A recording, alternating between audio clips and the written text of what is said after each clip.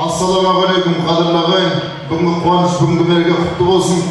Той боласын деген жақсы сөз айтудан жағымыз талмай, мінеке қадірлі көпшілік Айдар ағамызбен Бану жеңгеміздің жолдастарының, достарының жайған дастарханына қадірлі құдаларымызға қош келдіңіздер.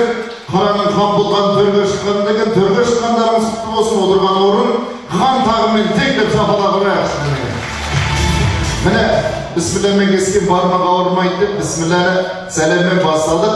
Ал енді біздің иісі мұсылман халқының, қасиетті қазақ халқының мәдениеті дастарханға бадасыз қол сұқпай, дастарханнан бадасыз тұрмайтын бұғында.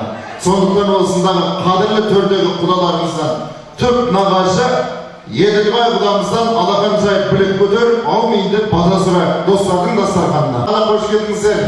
Оңтүстікке әрине. Қалай екен? Біздің ыстығымыз қалай екен? Сіздерге жағып жатыр ма? Біздің күніміз қандай ыстық болса, көңіліміз де сондай ыстық, мереке құтты болсын.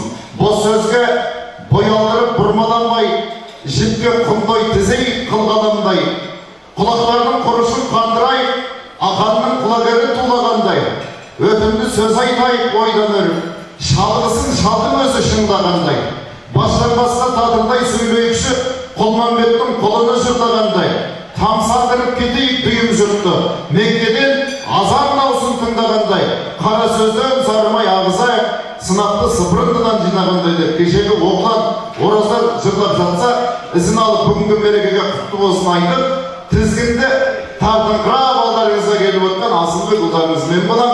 Тағы да жастар бақытты болсын. Білеміз, өмір жалғанын, көтерер өмір салмағын. Айдар ағам баласы Мұхтар құда үйіне салған екен қармағын.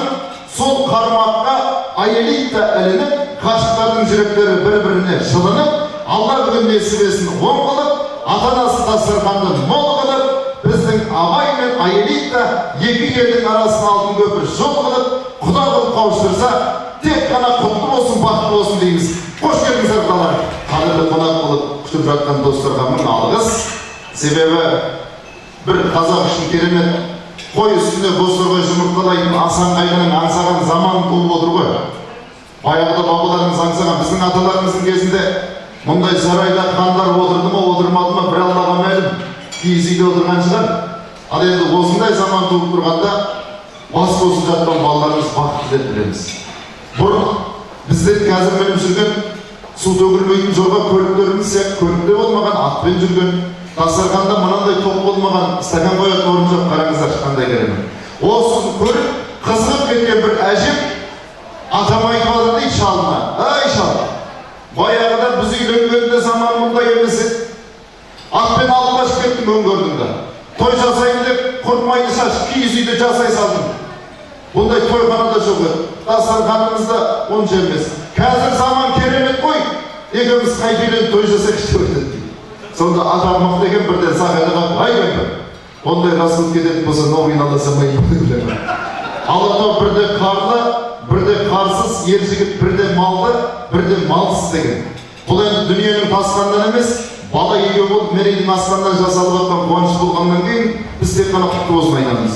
Ал енді бұл Айдар ағаның достары, мына отырған достар, дүниені жақсы көріп, сол жолда адамдарды пайдаланатын емес, адамдарды, достарын жақсы көріп, соның жолда дүниесін пайдаланатын достар. Сондықтан осындай кең ортаға қош келдіңіздер, тағы да мереке құтты болсын. Айдар мен Айелейданың балалары көп болсын деп шапалақ ұрып қояйық. Ал даусымыз естілетін сияқты қоя. Құдалар үшін қазір ғана тілек айтқан біздің үлкен құдаларымыз үшін, құдайларымыз үшін, ел азаматтары, азаматтар үшін қабыл алыңыздар. Бәкір Тәжібаевтың Ақбұлақ деген әні.